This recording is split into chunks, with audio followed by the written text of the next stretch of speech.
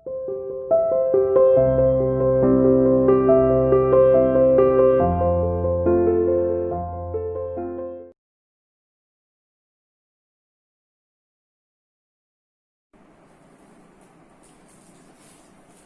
बेटा, welcome to CR international online classes.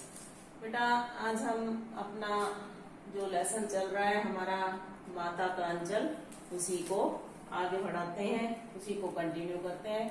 तो कल हमने पढ़ लिया था कि भोलानाथ जो इस पाठ का लेखक है, तो वो बचपन में अपने पिता के पास अधिक रहता था और वहीं पर उसके पिता के साथ नहाता धोता खाता पीता और पूजा पाठ में बैठा लिया जाता था।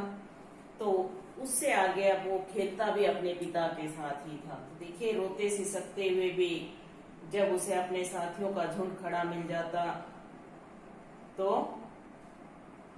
वह उनके साथ खेल तमाशा करने लगता था। यानी रोता हुआ भी अगर उसके साथी दिख जाते तो वह खुश हो जाता था। ठीक है, उनके खेल नाटकों जैसे हुआ करते थे। कभी वे चबूतरे के एक कोने को अपना नाटक घर बनाकर उस पर मिठाई की दुकान लगाते थे। उस दुकान में कागज का चंदोवा ताना जाता था। चंदोवा होता है सामियाना, जो एक कपड़े का ऊपर तान लेते हैं। ठीकरों से मिठाइयां बनती थी, जो मटके के टुकड़े होते हैं उनसे मिठाइयां बनाते थे। इन मिठाइयों के वे ही खरीदार और वे ही दुकानदार होते थे। यानी खुद ही जो बच्चे खेलते थे वही खरीदने वाले होते थे और वही बेचने वाले होते थे। बाबूजी भी उसमें शामिल हो जाते थे। थोड़ी देर बाद घरौंदा बनाया जाता, तिनकों का छप्पर, यानी थोड़ी थोड़ी देर बाद वो अपने खेल बदलते रहते थे। दिया सलाई की पेटियों के किवाड़, घड़े के मुंह का चूल्हा, चक्की, दिए की कढ़ाई और पूजा की आचमनी से कलछी बनाई जाती थी। ठीक है, पानी, धूल और बालू को मिलाकर जोनार, जोनार होता है जो जीवने के लिए जो लंबी सी वो बना लेते हैं बैठने के लिए। ठीक है, होता है जोनार, भोज जो दिया जाता है। फिर पंगत बैठती, पंगत लाइन में। पंगत के अंत में पिताजी भी जीवने आ बैठते, इन्हें बैठे देखकर सब हंसने लगते और घरौंदा बिगाड़ भाग जाते। यानी जब वो ऐसा खेल खेलते थे जीवने वाला, तो जब वो लाइन में बैठ जाते थे तो एक छोर पर उसके बाबूजी भी आकर बैठ जाते और सब बच्चे उनको देखते और अपने घरौंदे को बिगाड़ कर यानी तोड़कर भाग जाते थे। वे लोटपोट होकर पूछा करते, फिर कब भोज होगा भोलानाथ। यानी वो फिर दोबारा से पूछता कि ऐसी हमारी जी मनवार फिर दोबारा कब से होगी। कभी कभी बारात निकाली जाती, उसमें कनस्तर का तबूरा बस्ता, अमोले की सहनाई बनती, चूहेदानी के पालकी बनती। वे समधी बनकर बकरे पर चढ़ते और चबूतरे के दूसरे कोने तक बारात ले जाती। यानी चबूतरे पर इधर से उस कोने तक उनकी बारात चली जाती थी। यानी वो ऐसे खेल खेलते थे। ठीक है, वहां गोबर से लिपे और आम तथा केले की टहनियों से सजे आंगन में पुलिये का कलसा रखा होता था। वहां खटोली पर लाल ओहार कपड़ा और डालकर दुल्हन को चढ़ाया जाता। जैसे ही बाबूजी दुल्हन का मुंह देखने पहुंचते, सब बच्चे हंसकर भाग जाते थे। यानी फिर वो उस खेल को छोड़ देते थे। कभी कभी खेती करने का नाटक किया जाता था। गिरनी और मूंज की पतली रस्सी पर गराड़ी चढ़ाकर कुआं तैयार किया जाता। दो लड़के बैल बनकर मोट खींचते, कंकड़ के बीज बनते। फसल तैयार होने पर हाथों हाथ काट ली जाती थी। यानी वो खेत का भी खेल करते थे। फसल उगाते और उसको साथ साथ वो जल्दी पककर उनकी तैयार हो जाती थी और जल्दी उसको काट लेते थे। और क्या गाते थे, ऊंच नीचे में भई कियारी, जो उपजी सो भई हमारी। यानी ऊंचे नीचे में जो हमने बोया है क्यारी में, जो उसमें उपजेगा वो हमारा है।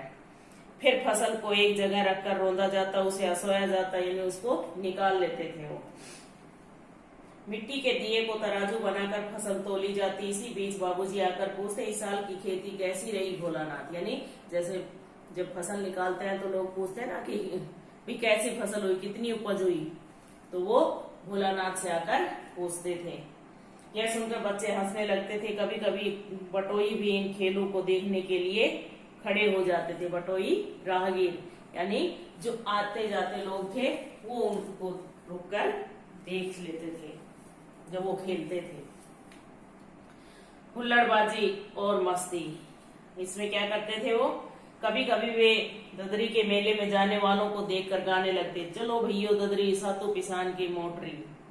वे किसी दूल्हे के आगे आगे जाने वाली पालकी को देखकर चिल्लाने लगते, रहरी में रहरी पुरान रहरी, डोला के कन्या हमार मेहरी।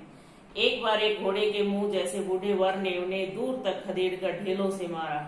इन्हें कोई दूल्हा होगा, उसको उन्होंने चिढ़ाया होगा तो उसने वो उनके पीछे पत्थर मारता हुआ उनके पीछे हो लिया। जब कभी आम की फसल के समय आंधी आने से आम झड़ जाते थे तो बच्चे बाग की ओर दौड़ पड़ते थे। वे चुन चुन कर गोपी आम चबाते थे। यह आम की एक प्रकार की, यानी ये भी आम का एक प्रकार होता है। एक दिन आंधी के बाद जोर की बारिश हुई, बिजली कौंधने लगी, कौंधना चमकना, हवा सनसनाने लगी, पेड़ झूमते हुए जमीन को चूमने लगे। यानी इतनी तेज आंधी चलने लगी कि वो पेड़ नीचे जमीन तक झुक गए। वे चिल्लाए, एक पैसा की लाई बाजार में चितराई, बरखा उधरे भी लाई। परंतु वर्षा मूसलाधार बढ़ती गई। सब बच्चे पेड़ों की जड़ से सट गए। वर्षा बंद होने पर वहां बहुत से बिच्छू नजर आए। वे सब भाग चले। उन बच्चों में बैजू बड़ा ढीठ था, ये एक बच्चा था। संयोग से बीच में उन्हें मोसन तिवारी नाम का बुढ़ा मिल गया। बैजू ने उसे चिढ़ाया, बुढ़वा बेईमान मांगे करेला का चोखा। ये उस बूढ़े को चिढ़ाने लगे और बच्चों ने भी यही दोहराना शुरू किया। मोसन तिवारी उनके पीछे पड़ गए। सारे बच्चे भाग गए। मोसन तिवारी पाठशाला पहुंच गए। यानी वो बच्चे जिस पाठशाला में पढ़ते थे, विद्यालय में पढ़ते थे, वो वहीं पहुंच गए। बच्चों ने यही दौरान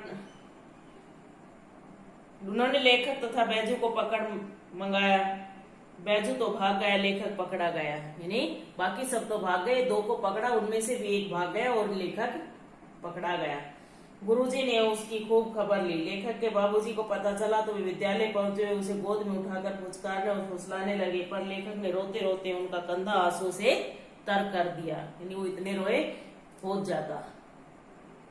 बाबूजी के चिरोरी करके लेखक को घर लेकर चले। रास्ते में फिर से उसे अपने साथियों का झुंड मिला, वे नाच गा रहे थे। वो फिर खुश हो गया। लेखक रोना धोना भूल कर साथियों में जा मिला और वही तान सुर अलापने लगा जो उसके साथी गा रहे थे। सारे लड़के मकई के खेत में दौड़ पड़े। वहां चिड़ियों का झुंड नजर आया। वे उन्हें पकड़ने लगे, परंतु चिड़िया हाथ नहीं आते थे।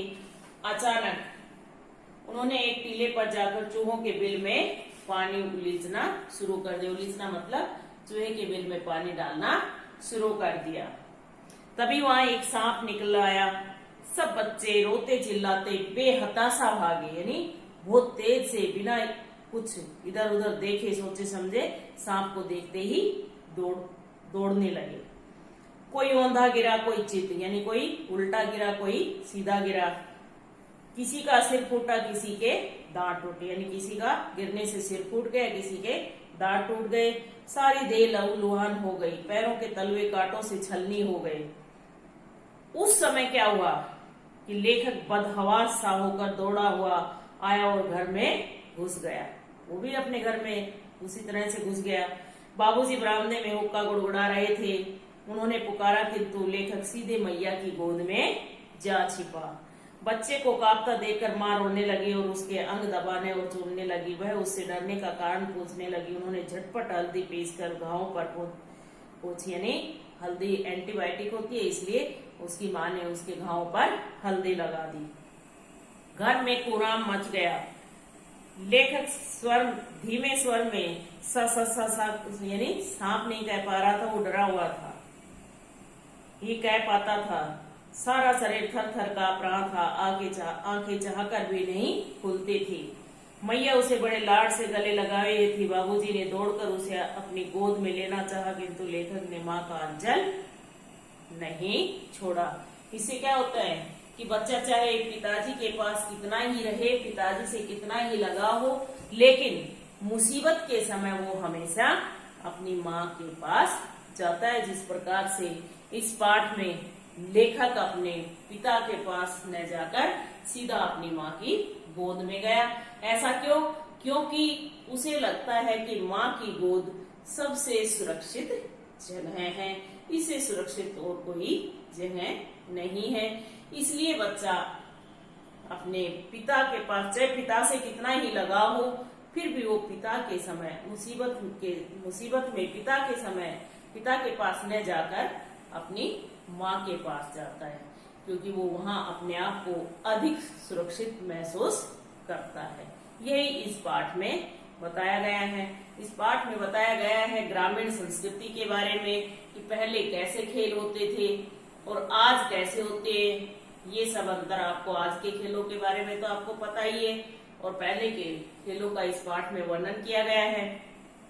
ठीक है, और पहले के बच्चे क्या खाते पीते थे, क्या पहनते थे, ये सब बातें इस पाठ के माध्यम से हमें बताई गई है कि पहले की ग्रामीण संस्कृति कैसी थी और आज की कैसी है। ठीक है बेटा, बस इस पाठ में यही बताया गया है कि बताया कि बच्चा चाहे अपने पिता से कितना ही प्यार करता हो, लेकिन मुसीबत के समय वो हमेशा अपनी माँ की गोद में जाकर छिपता है। ठीक है, इसके अलावा इस पाठ में और कुछ ऐसा तो है नहीं, बस यही है। और अगर कुछ क्वेश्चन बनते होंगे तो मैं आपको असाइनमेंट में भेज दूंगी।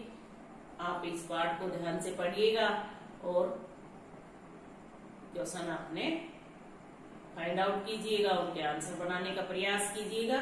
आज के लिए बेटा इतना ही, धन्यवाद।